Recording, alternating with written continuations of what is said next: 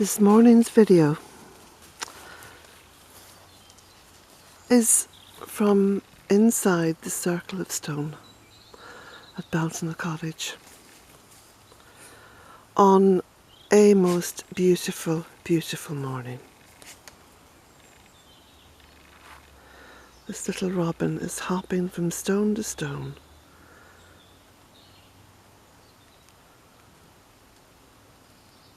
Good morning.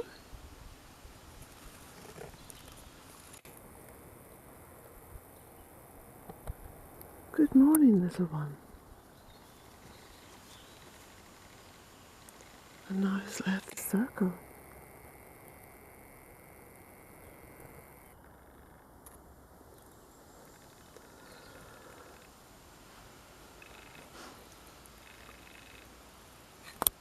The sky is an azure blue. It's just so beautiful. It's about 9 o'clock here in the morning.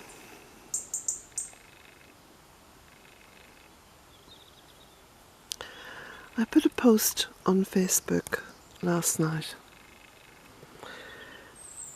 referencing the fact that I do not follow any religion, nor am I Wiccan, because that is a religion also.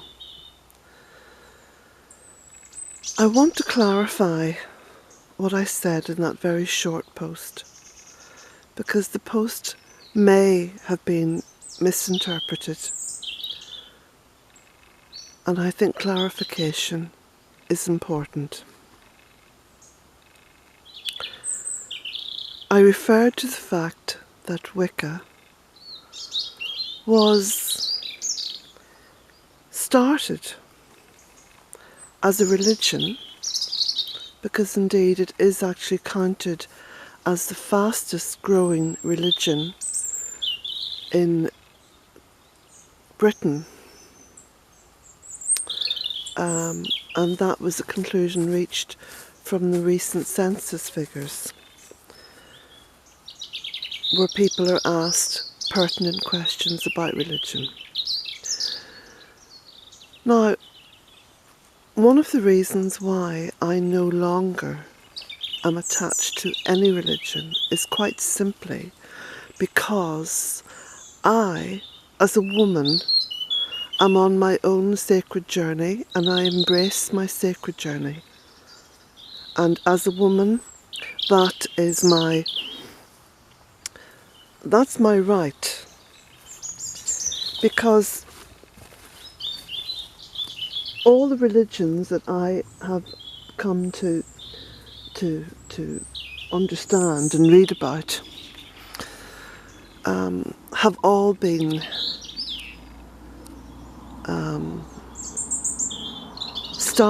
begun by male hierarchical figures, even Buddhism.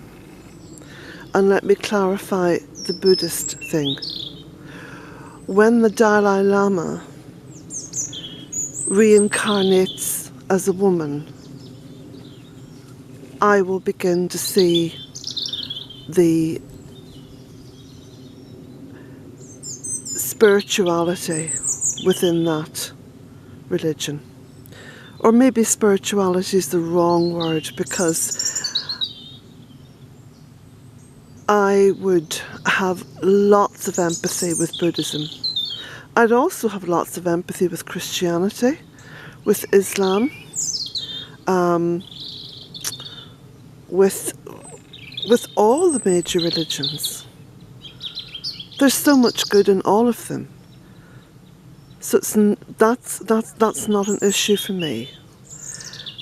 It's the fact that they are all patriarchal led religions, and it's all to do with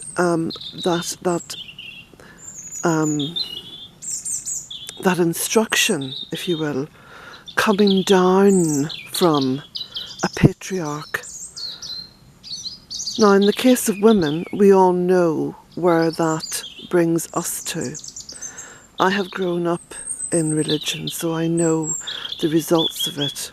And the results are very clear. It's about telling women what to do. And it's about controlling women, and more importantly and succinctly, it's about controlling their sexuality and their fertility. Now, a human being's sexuality and fertility is their own private business. Neither state nor church, religion or cult should have any say in the matter of a human being's sexuality and or fertility. So that's where I stand on that. I have come to work with Mother Earth, and I say Mother Earth because the female pronoun has always been used in terms of Earth. And I've worked with Mother Earth and come to an understanding of what it is to be female. I can only speak as a female. I can only speak for females. I cannot speak for males. Although I have 5 brothers and a son and 3 grandsons, I do not know what it's like to inhabit the body and mind of a male. So I can only speak as a female. So you'll have to excuse me on that. If you look historically at how the female has been treated down through thousands of years of patriarchy and empire and society, the female has been very denigrated. I mean, there are just so many, there are millions of examples. Like I was reading only recently that the famous Bronte sisters had to send their brother Bramwell to the library in order to get books to read, because women weren't allowed in libraries at that time. I mean, we can just keep pulling hundreds of thousands, millions of examples from history to prove that the status of women has been appalling. So, putting that aside, because I am an Irish woman and I live in Ireland and my passion is my ancestry, I don't have to go very far back within my own culture to see that women were equal. And within the Celtic culture there was a great equality, and this can be clarified by reading any of the Brehon laws, spelt Brehon, and you can access those online. You can access the Brehon laws. They make very interesting reading. And within the Brehon laws there was a lawful equality. I mean, for example, the word illegitimate did not exist in the language of the ancient Irish. It was affirmed that every child had a mother and a father. And the whole idea of illegitimacy or bastardization was a joke. How could that be? And in fact it was the early English and Norman invaders who brought that word into the language. And it was actually part of the Holy Roman Empire conquest of Europe and the British Isles, including Ireland, that brought the whole idea of illegitimacy in because you could not have a society where women were just allowed to have children and, were just allowed to govern their own bodies. You cannot run an empire. You cannot run a society where royal families hold sway based on that. So the whole idea of illegitimacy is part of empire, it's part of patriarchal religion. So within the Brehon laws, every child had a mother and a father, and the word illegitimate did not exist, it didn't hold sway, that was it. So they make very interesting reading for those of you who are eager to broaden your span of knowledge on these issues. So getting back to my little post last night on Facebook,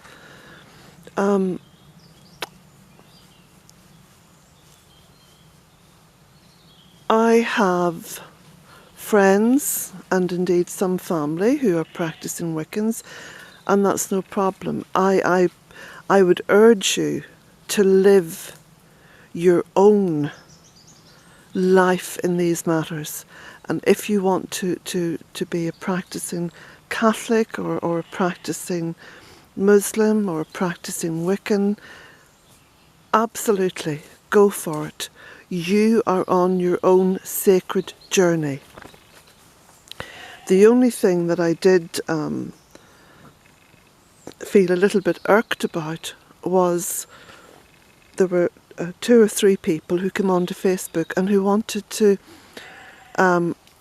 not debate with me on the issue, but who wanted to press their point of view upon me, and within the language that they used, make it very personal. Well, I learned to debate at school, and when you're debating or you're attempting to make to make some kind of statement, you don't start personalising things. I mean, this is what contemporary politicians do now. You know, there's a huge amount of personalisation going on that seeks to undermine opponents, that seeks to undermine those who would disagree with them. That's kind of bordering on fascism, really. But anyway, that's another thing. I don't want to bring that into the circle. And the reason why I'm speaking to you from the circle is because I find this is a very calm and contemplative place to be. So, my journey takes me along the path of exploring in attempting to understand what it is to be on this sacred journey called life. I will not bend my knee to any other human being. That is not what we are here to do.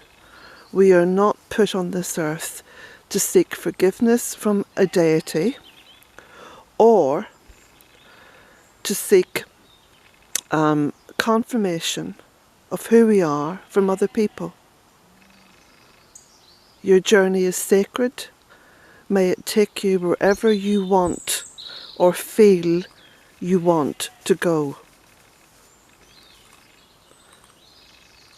Allow kindness to be your guide,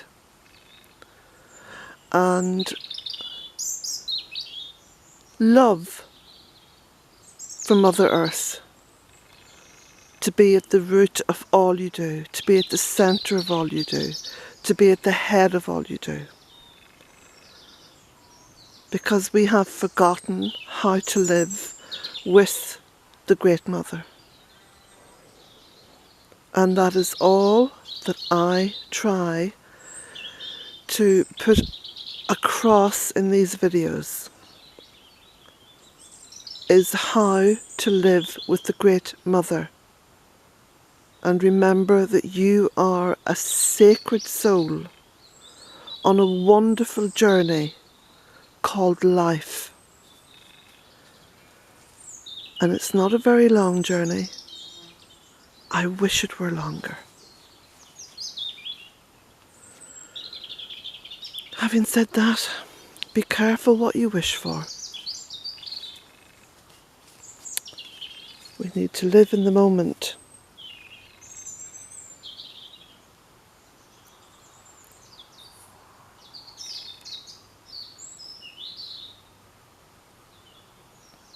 Now over behind one of these stones is my cup of coffee. I didn't want to bring it into the circle. It's still warm.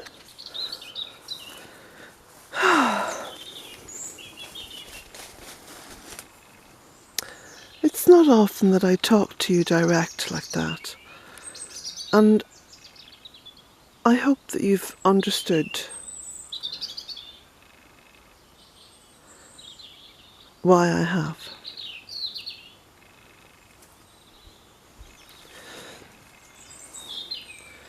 And on this beautiful, beautiful morning,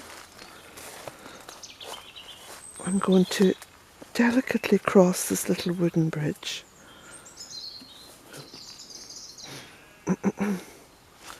There we go.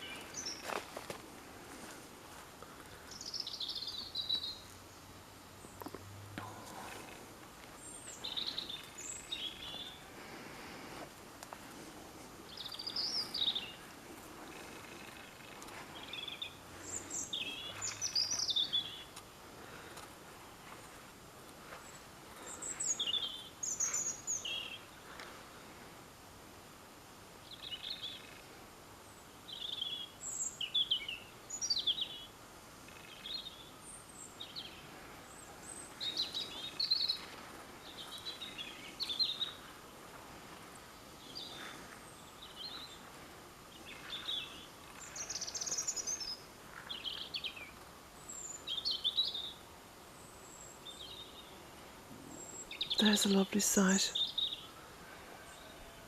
Buddha sitting in the lunaster garden.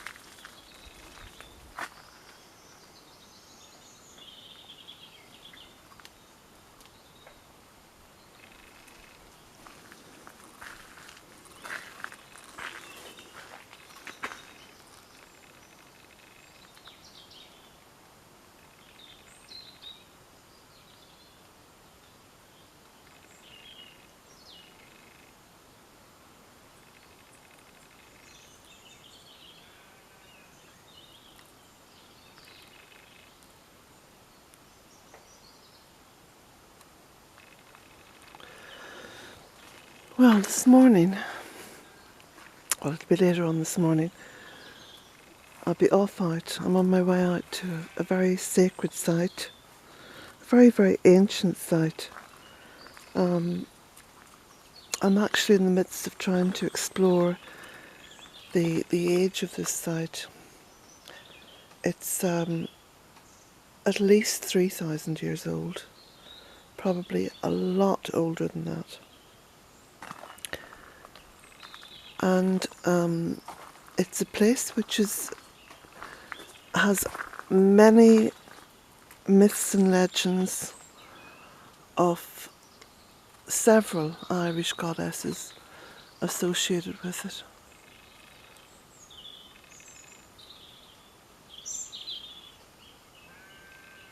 It's very ancient.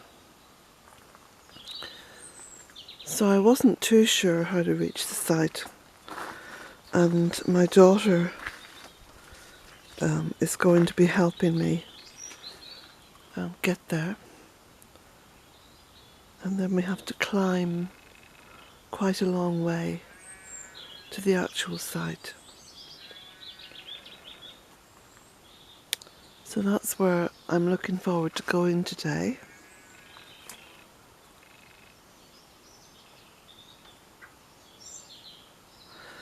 As I continue to explore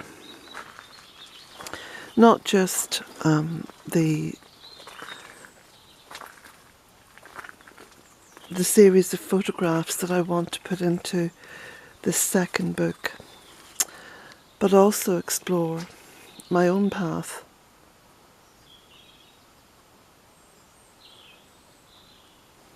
And because I am exploring my own path, it cannot be defined. I haven't reached a point where I've slotted myself in and said, oh, this is what I follow, this is what I believe in. And hopefully I never will. I want to continue to explore what it is to be a spirit on a sacred journey, and be guided by the intuition that I'm cultivating. I've spent, well, the past 13 years here at Bealtaine Cottage cultivating, and if truth be told, I was cultivating it for a very long time before then, probably since I was a child.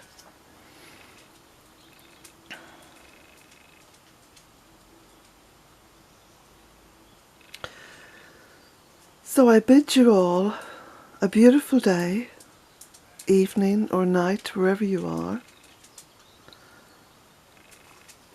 and I shall go and upload this little video and hope that it explains